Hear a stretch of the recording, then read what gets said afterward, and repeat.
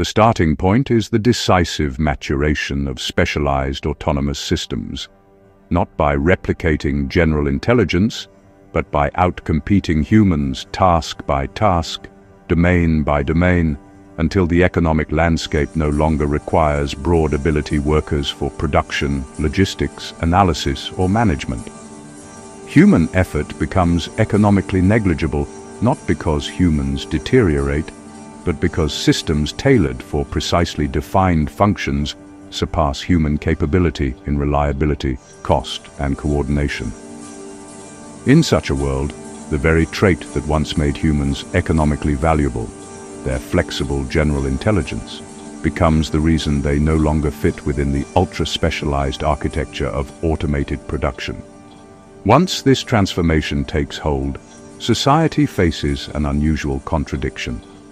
On one hand, there is no practical need for people to generate output, solve commercial problems, or optimize systems. All essential functions are handled by autonomous infrastructures that neither tire nor deviate. On the other hand, humans still occupy physical and digital environments that interact with these systems, and that means their behavior must remain within predictable bounds. Even if they cannot meaningfully contribute to the productive economy, they retain an immense potential to disrupt it. A single individual with unrestricted access to communication networks or critical interfaces could unintentionally or intentionally cause cascading instability. Therefore, the system's ongoing equilibrium depends on preventing human interference rather than demanding human contribution. This is where the conceptual pivot takes place. If humans are no longer needed for the system, they are still needed to stabilize the system by ensuring that other humans remain non-disruptive. But because humans are irregular and unpredictable, they cannot be efficiently supervised by the same specialized AI systems that manage machines. The risk is not that AI is too weak, but that it cannot reliably interpret the subtle social and emotional contexts that govern human behavior, especially in scenarios where trust, intention, or ambiguity determines whether an action is dangerous or harmless. Attempting to automate the interpretation of these complexities could escalate errors in ways that undermine social cohesion. The conclusion that follows is that humans should remain responsible for understanding and guiding each other, since only humans possess the general interpretive intelligence needed to evaluate human motivations. Thus emerges the idea of the reciprocal oversight structure. Each person is assigned one individual to watch and one to be watched by. In theory, this arrangement restores to humans a sense of role, responsibility, and participation in the intricate workings of a society that no longer relies on them for material production. The job is neither technical nor creative, but interpretive.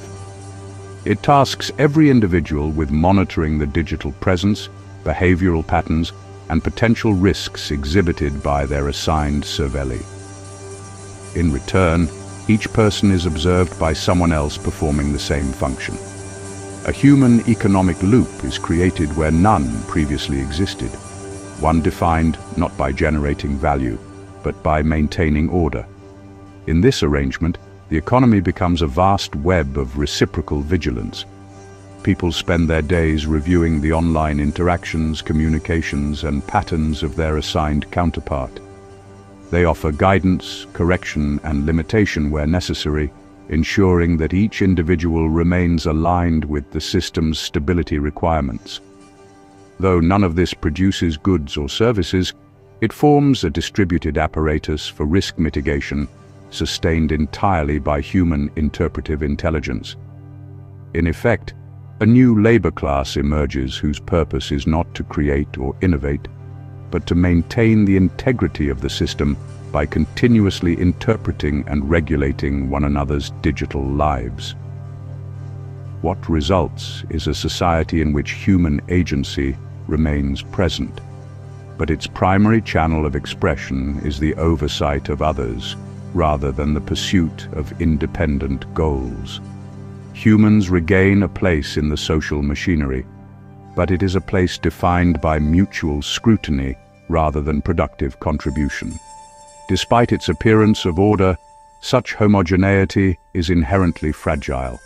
When all behaviors converge on a narrow band of acceptability, the system loses the diverse perspectives and experimental impulses that enable resilience. Trust decays as communication becomes instrumental rather than expressive. Stability persists only until a shock arrives that the system's uniformity cannot absorb. What once seemed a distant hypothetical now aligns with observable developments.